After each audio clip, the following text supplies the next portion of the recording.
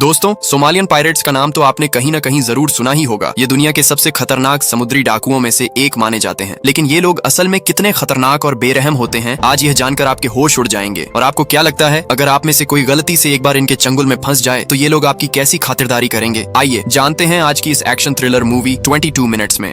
कहानी की शुरुआत होती है यामाल नाम की एक रूसी कार्गो शिप से, जो एक तेल वाहक टैंकर होती है और रूस से सिंगापुर तक 2 million barrel crude oil supply करने जा रही होती है। लेकिन शिप के अंदर मौजूद कैप्टन और क्रू मेंबर्स को यह जरा भी अंदाजा नहीं होता कि उनकी कार्गो शिप पर सोमालियन पायरेट्स की गंदी नजर पड़ चुकी है। तभी हम देखते हैं कि लगभग 100 सोमालियन पायरेट्स की एक गैंग शिप को चारों ओर से घेर लेती है और रस्सियों के सहारे ऊपर चढ़ने लगती है। दूसरी तरफ कैप्टन को इस बात की भनक लग चुकी होती है और वह तुरंत सभी क्रू मेंबर्स को अलर्ट करते हुए सिक्योरिटी रूम में जाने को कहता है। लेकिन इसी बीच समुद्री डाकू शिप में चढ़ चुके होते हैं। कैप्टन शिप की सारी लाइटें बंद कर देता है और खुद भी सिक्योरिटी रूम में पहुंचकर दरवाजा अंदर से लॉक कर लेता है। वहीं इसी शिप से कुछ ही दूर आगे हम एक और रूसी military ship destroyer Marshal Shaposhnikov को देखते हैं, जो कि चाइना बॉर्डर में अपना रेस्क्यू ऑपरेशन पूरा करके वापस अपने देश रूस लौट रहे थे। इस शिप में सफर कर रहे हैं रूस के top marine naval infantry force. तभी उन्हें सूचना मिलती है कि यहाँ से कुछ ही किलोमीटर आगे हमारे देश की 2 मिलियन बैरल वाली एक क्रूड ऑयल शिप को कुछ समुद्री डाकुओं ने हाईजैक कर लिया है। तो तुम लोगों को तुरंत वहाँ के लिए निकलना होगा और हाँ, वहाँ पहुंचकर गोलियां मत बरसा देना। तुम लोगों को ये मिशन सीक्रेटली निपटाना है, क्योंकि अगर 2 मिलियन बैरल वाला क्रूड शिप में एक चिंगारी भी लग जाए तो ये एक न्यूक्लियर बम से भी कहीं गुना ज्यादा धमाका करेगा, जिस वजह से तुम लोगों का बॉडी तो क्या शिप का पार्ट्स तक नहीं मिलेगा। ये सुनते ही स्पेशल फोर्स 10 लोगों का टीम बनाकर तुरंत मिशन के लिए निकल पड़ते हैं। वहीं मरीन्स को लगता है कि यह लोग कोई साधारण डाकू होगा जो गलती से शिप में चढ़ गए होंगे, इसलिए वे लोग बिना सोचे समझे बिंदास शिप की ओर बढ़ने लगते हैं। लेकिन जैसे ही वे लोग शिप के नजदीक पहुंचते हैं,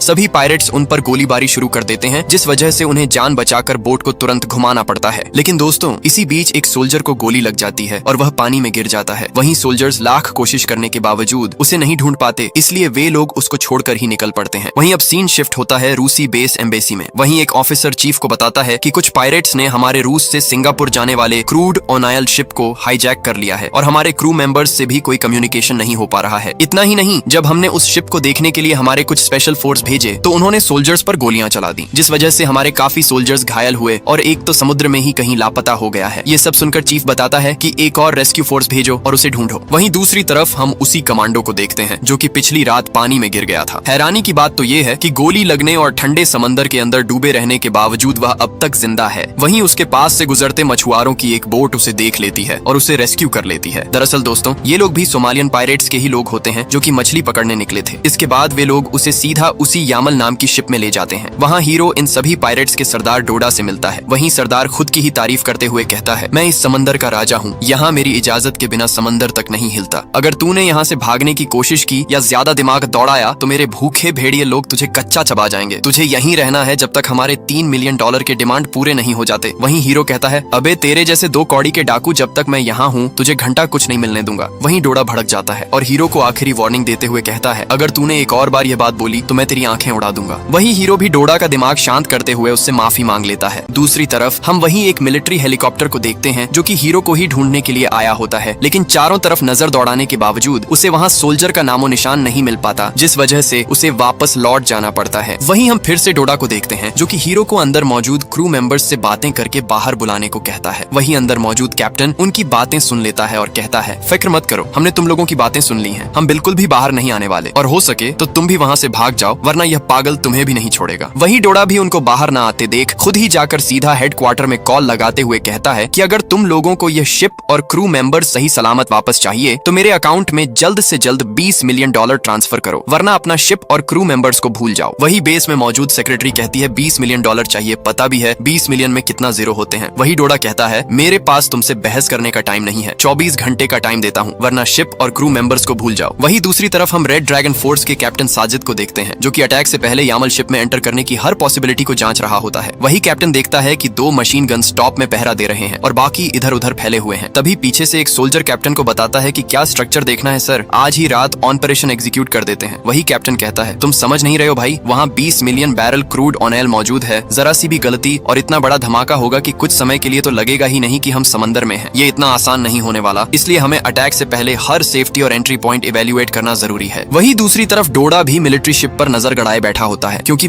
पिछले 1 दिनों से वह शिप उनके साथ साथ ही चल रहा है, इसलिए वह रूसी मिलिट्री को वार्न करने के लिए उस रूसी हीरो को यहाँ लाने को कहता है। वही उनके लोग हीरो के साथ साथ एक और क्रू मेंबर को पकड़ कर ले आते हैं। वही डोडा कहता है, तुम लोगों का मिलिट्री शिप पिछले 1 दिनों से हमारे साथ साथ ही चल रहा है, हमें हल्के में ले रहे हैं क्या? वही हीरो कहता है, नहीं, तुम्हारे लिए बारात लेकर आ रहे हैं। ये सुनते ही डोडा के लोग उन्हें मारने ही वाले होते हैं, लेकिन तभी डोडा कहता है, शांत भाई, यहाँ गोली चलाने से हम भी उड़ जाएंगे, भूल गए क्या? तभी डोडा छोटे से औजार के साथ क्रू मेंबर पर जानलेवा हमला कर देता है और कहता है, तुम्हें मारने के लिए यहाँ बंदूक की जरूरत नहीं है, मेरा छोटा सा औजार ही काफी है। दूसरे शिप से यह दृश्य देख कैप्टन और सोल्जर्स घबरा जाते हैं। वही डोडा फिर से हीरो को पकड़कर क्रू मेंबर्स के पास ले जाता है और उन्हें बाहर निकलने के लिए धमकी देता है, लेकिन हीरो उन्हें साफ साफ कह देता है, दरवाजा बिल्कुल मत खोलना, इन लोगों ने एक क्रू मेंबर को मारकर समंदर में फेंक दिया है, मुझे भी कभी भी मार सकते हैं। वही पीछे से डोडा उनकी बातें सुन लेता है। भले ही उसे रूसी भाषा समझ में नहीं आती, लेकिन हीरो के हाव भाव से वह समझ जाता है कि कुछ तो गड़बड़ है। वह गुस्से में कहता है, तुम मेरे को टोपी पहना रहा है क्या? 24 घंटा देता हूँ, कैसे भी करके बाहर निकाल उनको। दूसरी तरफ हम रूसी हेडक्वार्टर में एडमिरल, लेफ्टिनेंट और बेस के सभी मेंबर्स को देखते हैं, जो ड्रोन की मदद से शिप की हर एक गतिविधि पर नजर गड़ाए बैठे होते हैं। लेफ्टिनेंट रिपोर्ट देता है कि ये लोग कुल मिलाकर 40-50 के आसपास होंगे और इनका मुखिया डोडा नाम का एक व्यक्ति है, जिसका इतिहास समुद्री डाकुओं में सबसे खतरनाक माना जाता है। वहीं शिप ओनर की सेक्रेटरी कहती है कि हमें इतना पैसा बिल्कुल भी नहीं देना चाहिए, क्योंकि डाकू ऐसे ही होते हैं, लोगों को पकड़कर पैसों की मांग करते हैं और जब पैसा नहीं मिलता तो सीधे रास्ता नाप लेते हैं। इस पर लेफ्टिनेंट उन्हें बताता है, आज तक डोडा बिना पैसे लिए किसी भी डकैती से नहीं लौटा है, वह या तो पैसा लेगा, नहीं तो जहाज को ही उड़ाकर चला जाएगा। इतना सब सुनने के बाद भी जहाज का मालिक पैसा देने के लिए बिल्कुल भी तैयार नहीं होता। यह देखकर एडमिरल भड़क जाता है और कहता है, तुम्हारे जहाज और तेल के अलावा वहाँ 20 क्रू मेंबर भी फंसे हुए हैं, हम हाथ पर हाथ धरकर नहीं बैठ सकते। तभी कैप्टन सीधे जहाज में मौजूद कैप्टन साजिद को फोन करता है और साफ साफ कहता है, मुझे नहीं पता तुम यह कैसे करोगे, लेकिन मुझे वह जहाज और सभी क्रू मेंबर जिंदा वापस चाहिए। इस पर कैप्टन साजिद जवाब देता है, हम तैयार हैं सर, हमें आपके आदेश का ही इंतजार था। वही दूसरी तरफ हम पायरेट्स को देखते हैं, जो कि पता नहीं क्या कर रहा है। कुछ ही देर में हम उन्हें खाना लेते देखते हैं। वही हीरो भी एक पायरेट के साथ जाकर बैठ जाता है और अपनी जान पहचान बढ़ाने लगता है। जैसे ही हीरो पायरेट से उसका नाम पूछता है, वह पायरेट बंदूक निकालने लगता है। वही हीरो ये देखकर डर जाता है और सोचता है, कैसा अजीब आदमी है रे, नाम पूछने पर भी बंदूक निकाल देता है। वही पायरेट कहता है, अरे भाई डर मत, मेरा नाम AK-47 है, कैसा लगा रे तेरे को, मेरा नाम बहुत ही रेयर और यूनिक नाम है। वही हीरो कहता है, बहुत ही खतरनाक नाम है भाई, अच्छी है। दूसरी तरफ हम एक और मछुआरे की बोट को देखते हैं। वहीं जहाज का कैप्टन सीधे साजिद को इसकी सूचना देता है और उस बोट को पकड़ने के लिए फोर्स भेज दी जाती है। वहाँ सोल्जर्स को बहुत सारे गांजे के पत्ते मिलते हैं, जिन्हें वे समंदर में फेंक देते हैं। वहीं दुश्मन भी यह सब जहाज से देख रहा होता है। तभी डोडा फिर से सैनिकों को चेतावनी देने के लिए हीरो के गले में औजार रख देता है, ताकि उन्हें यह बताया जा सके कि हमें हल्के में न लें और जो पैकेट समंदर में फेंका गया है उसे जल्दी से उठाकर दोबारा बोट में रख दिया जाए। मजबूरी में सोल्जर्स सभी पैकेट्स को दोबारा बोट में रख देते हैं। तभी कैप्टन देखता है कि हीरो के दिमाग में कुछ तो चल रहा है। हीरो भी समझ जाता है कि सबका ध्यान उसी की तरफ है, इसलिए यहाँ से भागने का इससे बड़ा कोई अवसर नहीं मिलने वाला। वह तुरंत वहाँ से भागने लगता है, लेकिन बदकिस्मती से 2 पायरेट्स उसे देख लेते हैं और उसका पीछा करने लगते हैं। दूसरी तरफ कैप्टन डोडा का ध्यान भटकाते हुए उसे चैलेंज करता है। डोडा पूछता है, मेरा $2 मिलियन किधर लाया कि नहीं? जवाब में कैप्टन कहता है, पहले क्रू मेंबर्स को रिलीज करो। दूसरी तरफ हीरो भागते भागते शिप के एज तक पहुंच चुका होता है। कोई और रास्ता न देख वह पेट्रोल डेक से स्लाइड करते हुए नीचे उतरने लगता है और क्रेन की मदद से बोट पर लैंड करने ही वाला होता है कि तभी डोडा के लोग वहाँ एक फुस्की मिसाइल छोड़ देते हैं, जिसकी वजह से सोल्जर्स को वहाँ से हटना पड़ता है और हीरो भी लटका ही रह जाता है। लेकिन फिर भी हीरो हार नहीं मानता, वह दोबारा उठकर भागने लगता है। मगर दोस्तों, इस बार डेक से कूदने से पहले ही हीरो को पकड़ लिया जाता है और सभी मिलकर उस पर जानलेवा हमला करने लगते हैं। तभी डोडा कहता है, क्या रे हीरो, किधर को जा रहा था तू? तू चला जाएगा तो हमें $20 मिलियन कैसे मिलेगा? अब तू मुझे बता, तेरे साथ क्या किया जाए? चल छोड़,